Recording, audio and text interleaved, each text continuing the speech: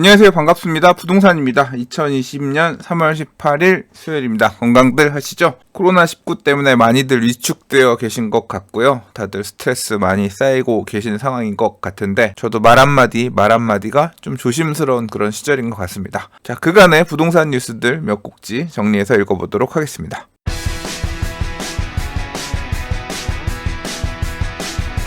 첫 번째 뉴스입니다. 좀 되게 신기한 제목이었어요. 대출 사기 기사인데요. 부동산 주인을 닮은 대역을 세워서 몰래 등기를 했다. 이게 뭔 소린가 싶어서 기사를 읽게 되더라고요. 내용을 살펴보니까 이렇습니다. 대출 중개인, 그러니까 대출 브로커가 남편과 이혼을 결심한 B씨, B씨의 남편하고 외모가 흡사한 사람 대역을 내세워가지고 지장을 찍는 등 각종 서류를 위조해서 11억 원의 대출을 받게 한 다음에 그렇게 받은 대출금을 나눠 가진 그런 사기 사건이에요. 그러니까 사실 저는 이 기사를 보면서 궁금했던 게 뭐냐면 어떻게 서류를 위조했길래 11억 원 대출이 이렇게 나올 수 있었을까? 이제 그런 부분이었는데 일반적으로 우리가 대출을 받기 위해서 또는 이제 뭐 주택 매매를 한다고 하더라도 근저당권을 설정하거나 아니면 매매할 때 명의 변경을 하기 위해서 소유권 이전을 하기 위해서 보통 이제 등기 필증이 필요하죠.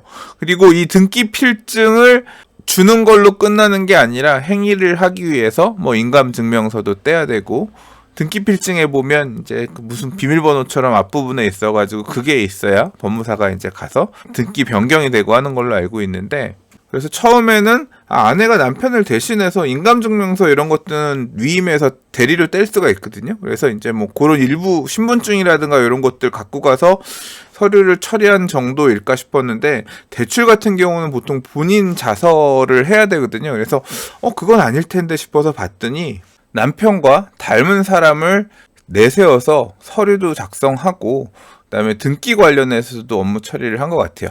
보통 등기 필증 혹시 어디 있는지 다 알고 계세요? 집에 잘 보관하고 계신 분들도 계시지만 보통 꽁꽁 잘 숨겨놨다가 잃어버리는 경우도 생기거든요. 그러니까 등기 필증 분실이 생각보다 많아요. 막 몇십 년 전에 집 살 때 갖고 있다가 그 등기 필증 찾으면 어디 놨는지 모르겠다. 그럼 그게 없어졌다고 해서 내 집이 사라지거나 내 땅이 사라지거나 한 건 아니거든요. 그래서 보통 이 확인 서면이란 걸로 대체를 하거든요. 이 확인 서면 대체를 할 때 보면 보통 법무사가 와서요.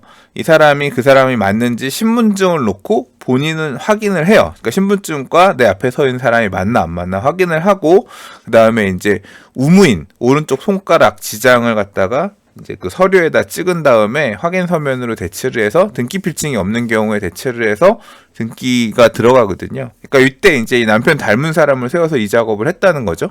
그런데 이제 그 내용만으로도 이렇게 등기가 받아들여지고 대출이 나갔다는 거는 확실히 보면 좀 제도가 부실한 것 같기도 합니다. 그야말로 참 기상천외황당한 사건인데요.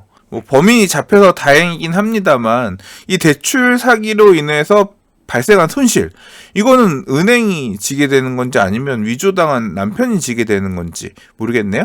남편의 경우에는 사실 잘못한 게 없잖아요. 남편 입장에서는 이 설정되어 있는 근저당 대출이 이게 원인이 없는 사유에 의해서 설정된 거다. 이 근저당 말소를 구하는 소송을 할 것 같고요. 법원에서는 누구 편을 들어줄지 모르겠네요. 은행 편을 들어줄래나 아니면 위조당한 남편 편을 들어줄래나? 제가 생각할 때는 남편 편을 들어주는 게 맞는 것 같은데 말이죠. 두 번째 기사입니다. 이 사건도 좀 되게 황당한 사건이고 이와 관련해서 커뮤니티에서 또는 제도에 대해서 어떻게 하면 좋을까 되게 시끌시끌했던 사건이에요. 이 매매가랑 전세가랑 차이가 많이 나면 이런 사건도 있을 수 있구나 되게 좀 주의하셨으면 해서 내용을 꼽아봤어요. 제가 집을 팔 의사가 어느 정도 있는데 대략 시세 알아보니까 21억 원 정도 하는데 조금 더 받을 수 있으면 좋겠다 싶어서 그러고 있었는데 한 23억 정도의 그 집이 마음에 든다고 사람이 나타났어요. 그럼 여러분 팔아요 안 팔아요? 예, 팔 생각이 있겠죠. 근데 내가 어디 이사를 못 갈 것 같아서 이 집에 좀 계속 전세로서 내가 거주는 하면서 집만 이렇게 파는, 그러니까 새로운 집주인이 나한테 세를 놓고 내가 이제 차액 전세금 빼고 나머지 차액 부분만 이렇게 돈을 받으면 되는 이제 이런 매매 거래권을 진행하는 거죠. 보통 이제 매도인 그러니까 소유자였던 사람이 임차인으로 바뀌고 그리고 나한테 매수자가 임대인으로 바뀌는 이런 것 갖다가 보통 이제 점유 개정이라고 보통 하는데요. 그래서 23억 원의 집을 팔면서 이 집은 내가 매도자지만 12억 5천만 원에 전세를 살기로 이렇게 정한 거죠. 그런데 매도자가 그럼 제가 좀 돈이 부족해서 그랬는데 일부 금액은 전세 이후에 후순위로 대출을 조금 받을 수 있을지도 모르겠어요. 그러니까 전세가 선순위, 제가 후순위로 이렇게 대출을 받을게요. 뭐 그러면 어차피 내가 선순위 전세보증금 보호되니까 뭐 그렇게 하세요라고 매매계약서, 전세계약서고 계약서 쓰고 이제 정리를 합니다. 이제 매매 잔금날이 전세 임대차 계약 시작하는 날이 되는 거죠. 잔금날 매도인은 돈을 얼마 받으면 돼요? 23억 원에 팔기로 했으니까 23억 원인데 내가 전세로 깔고 살아주기로 한 금액이 12억 5천이니까 차익이 10억 5천이죠. 10억 5천을 현금으로 받으면 되는 거죠. 그럼 그 돈 받고 나는 12억 5천의 전세계약서 쓰고 그 전세계약서에 대해서 확정일자 받으면 그 다음날부터 확정일자 효력이 발생하는 거잖아요. 근데 문제가 발생합니다. 어떤 문제가 발생해요? 매수자인 임대인이 이 집을 담보로 후순위가 아닌 선순위로 대부업체에서 21억 5천만 원을 대출받아 버린 거예요. 대부업체는 자신들의 근저당 설정 들어갈 수 있는 그 서류들 받고 그러니까 매매 소유권 이전하면서 그 다음 차순위로 동시에 그냥 대출금 21억 5천만 원에 120%, 25억 8천만 원에 대해서 근저당 설정을 딱 해버린 거죠. 원래는 계약서에는 후순위로 대출 받는다 이렇게 썼지만 그런 내용 상관없이 선순위로 근저당 이렇게 걸어버리는 겁니다. 그러니까 이 매수인 임대인은 대출 21억 5천 받아서 10억 5천을 매도인 주고 취득세 한 1억 정도 내고 중개수수료 내고 그리고 한 방에 10억 정도를 먹은 겁니다. 결론적으로 보면 약 한 21억 원 시가 정도 되는 아파트에 25억 8천만 원 근저당이 설정되고요. 후순위로 12억 5천만 원 전세가 들어가게 되는 셈이죠. 그 전세입자는 매도인인 거고요. 매도인은 23억의 주택을 팔았지만 손해 진 돈은 10억 5천만 원 남짓 되는 거고 그마저도 양도소득세 등 내야 되니까 실질적으로 손해 지는 건 그것도 안 되겠죠. 물론 전세 만기될 때 임대인, 그러니까 이 사건에서의 매수자가 임대보증금을 돌려주면 문제가 없겠지만 뭐 돌려줄 리가 없겠죠. 당장 대출받은 21억 5천만 원에 대해서 이자를 안 내기 시작하면 대부업체는 채권 회수를 위해서 이 집 경매를 넣을 텐데요. 아마 대부업체에서는 빌려준 돈조차도 다 못 받지 않을까요? 시가 21억짜리 집에 21억 5천 대출을 받았는데 그러니까 이렇게 높은 대출을 해준 것도 대부업체니까 높은 이자로 돈을 빌렸을 거고 그러다 보니 뭐 LTV 90%, 23억 거래가를 다 인정해주고 90% 이상으로 이렇게 해서 대출을 해준 건데 대부업체도 손실이 날 거고 이 사건의 매도자, 전세인도 큰 손해를 지금 보게 생겼습니다. 자, 왜 이런 문제가 발생했느냐? 관련해서 좀 여기저기 얘기들을 좀 해보았는데요.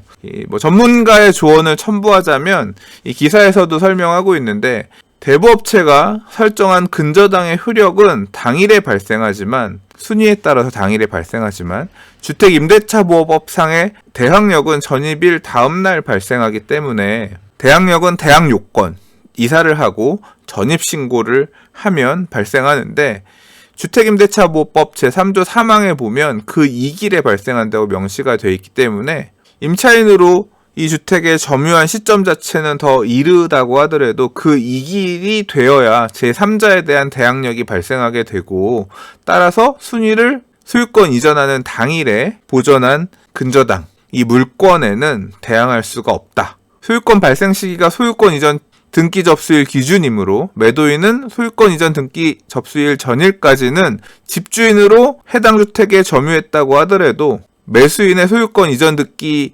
접수일에는 임차인으로 점유했다고 봐야 하기 때문에 대항력의 발생 시점은 그 다음 날로 봐야 된다는 거죠. 이와 관련된 대법원 판례도 있더라고요. 해당 사례 관련해서 좀 더 내용을 찾아보니까 이 매도인, 그러니까 임차인도 전세금 보전 걱정이 돼서 확정일자를 받은 게 아니라 아예 그냥 전세권 설정을 하셨더라고요.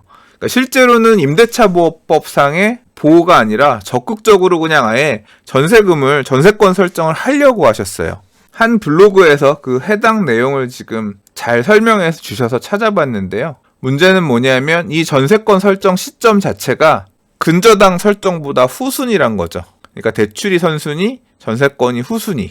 매수인이 아예 작정하고 먹튀하려고 들어왔다라고 밖에 볼 수가 없는 상황이죠. 그래서 이 기사를 보고 느낀 건데, 이렇게 매매가랑 전세가랑 차이가 큰 거래건에서 내가 집을 팔고 그 집에 전세를 눌러앉는다, 이런 점유 개정이 일어나는 그런 케이스라면 이렇게 사고에 당하지 않으려면 이 길까지 기다리는 확정일자 이걸로 처리해서는 안 될 것 같고요. 무조건 전세권 설정을 해야 될 것 같고, 법무사 쓸 때도, 소유권 이전하는 법무사 쓸 때도 아예 등기소까지 가서 소유권 이전과 동시에 그 다음 순위로 나의 전세권 순위가 접수가 되는 건지 확인까지 해야지 안심할 수 있을 것 같아요. 참 이런 거 보면 무서워서 전세 들어가기도 힘들 것 같아요. 세상을 못 믿게 된다고 해야 되나? 사람을 못 믿게 된다고 해야 되나?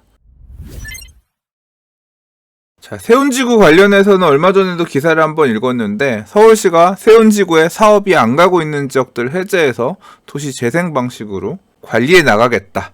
그리고 사업이 가고 있는 곳들 같은 경우는 세입자 보호를 위해서 이런저런 임대 공간들 마련하겠다. 그와 관련된 보도자료들 소개한 바 있습니다. 자, 지금 이 기사에서 이야기하고 있는 부분은 사업이 가는 곳들에 대한 이야기예요. 주상복합 아파트 등을 지으려고 했었던 세운 6구역, 세운 3구역의 사업 시행자들이 사업 계획을 전면적으로 다시 한번 좀 검토해보겠다, 그런 얘기인데요. 어떤 형태로? 아파트를 포기하는 형태로 검토하겠다는 거죠. 서울시는 그간 준주거 지역 또는 상업 지역의 주거 비율을 높여서 주택 공급을 촉진하되 그중 임대 비율을 높여서 공공주택을 확보하겠다는 정책을 세웠고, 그에 따라서 여러 가지 사업들을 착착 해나가고 있었습니다. 이건 뭐 세운지구뿐만 아니라 서울시의 여러 지역에서 이런 방향으로 지구 단위 계획을 변경하기도 하고 역세권 개발을 추진하기도 하고 그러고 있는 상황이죠. 근데 정작 사업 시행자는 결국 계산기를 두드려보고 우리한테 이득이 돼야 그런 방침에 따를 것이냐 따르지 않을 것이냐 사업 방향을 정할 수가 있는데요. 서울시랑 HUG, 그러니까 주택도시보증공사, 이런 쪽에 지금 손발이 안 맞는다는 얘기예요.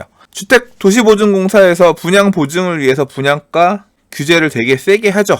그러니까 분양보증 받으려면 분양가를 우리가 원하는 이 수준으로 맞춰서 내야 우리는 보증해줄 수 있고, 그래야 니들은 일반 분양할 수 있을 거야, 이런 포지션인데, 또는 민간택지 분양가 상한제가 적용이 되죠.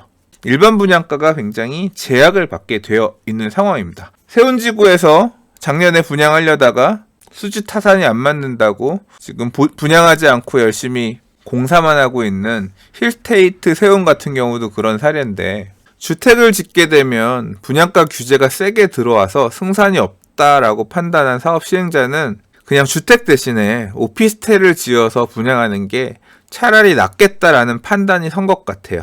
기사 내용을 좀 읽어보면, 구체적으로 보면 대우건설과 함께 조성할 예정인 세운 6-3-3구역 약 700가구 오피스를 전환하는 안을 검토하고 있고, 세운 6-3-4구역 약 600가구와 세운 3-1-4-5구역 998가구 또 당초 주상복합 아파트에서 오피스텔로 전환하는 안을 검토하고 있고, 앞으로 사업을 추진할 세운 3-267구역, 세운 3-399구역도 오피스텔로 사업계획을 변경하는 안을 검토하고 있다. 이런 이유는 HUG의 분양가 규제를 피하기 위해서. 이런 민간 사업 시행자들이 임대 아파트를 더 짓더라도 용적률을 더 받아서 세대수를 늘리려고 하는 이유는 결국 그게 조금 더 이윤이 되니까, 수익을 더 낼 수 있으니까 받으려고 하는 거잖아요. 근데 그렇게 늘릴 수 있는 일반 분양 세대수가 분양가 규제에 따라서 수익을 제한받게 되면 계산기 검토해보고 차라리 오피스텔을 지어서 분양하는 게 더 이득일 수 있는 그런 상황도 될 수 있다는 겁니다. 얼마 전에 지난주에 신용산역 북측 도시환경정비구역에서도, 그러니까 도시정비형 재개발구역에서도 서울시와 함께 이제 주거 비율을 높여서 정비계획 변경하는 그런 내용에 대해서 소개를 한 바 있는데, 앞으로 다른 사업장들도 우리 굳이 뭐하러 오피스텔 대신 아파트 세대수 더 늘리는 게 의미가 있을까요? 일반 분양가 이렇게 규제받는데 차라리 분양가 규제 덜한 오피스텔 가는 게 낫죠.